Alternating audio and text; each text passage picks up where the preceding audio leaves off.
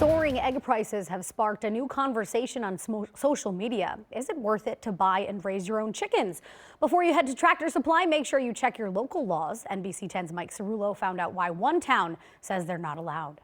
Never thought I'd see the day when eggs were almost $9 a dozen. Almost $9 a dozen, a price some customers say they're shocked to see stamped onto a carton of eggs. It's just the state of affairs that we are living through right now. Those egg prices have been climbing for months. They've been crazy through the roof. Experts believe bird flu is mostly to blame, and with no immediate relief in sight, some are going straight to the source in search of a better deal.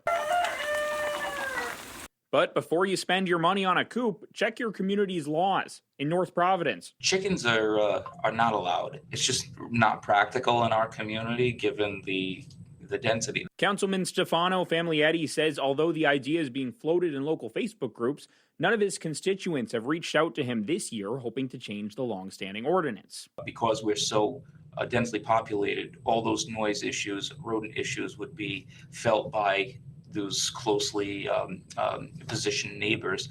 While North Providence outlaws chickens completely, other towns like Cranston and Warwick only allow them in specific situations. The best way to check your local regulations is to reach out directly to your city or town. In North Providence, Mike Cerullo, NBC 10 News.